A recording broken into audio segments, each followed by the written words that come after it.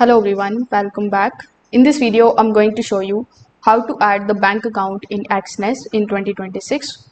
For that, first of all, you need to come here on exness.com. Afterwards, log in into your account if you haven't already. Now, when you log in into your account, you are going to see this type of dashboard in front of you. Now, over here, you just have to click on the option of deposit right next to your account. You can also select the option of withdraw.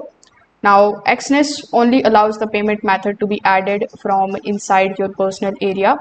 So here, when you land on this particular page, you will be shown a bunch of different methods with the help of which you can deposit money in your account.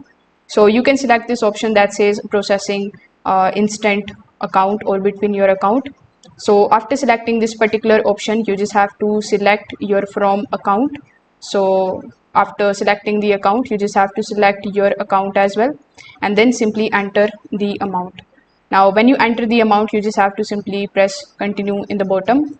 On the next page, you just have to simply add your bank account. That includes providing your bank account name, the account number, the account holder name, the IFSC SWIFT code if required, and your bank name must exactly match your Exness profile name, otherwise the transaction may fail.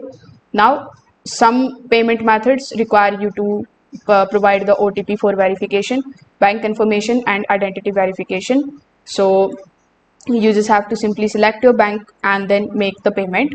After a successful deposit or withdrawal, Exness automatically saves the bank account under My Saved Methods. So you usually cannot manually edit or delete the saved methods later. So thank you.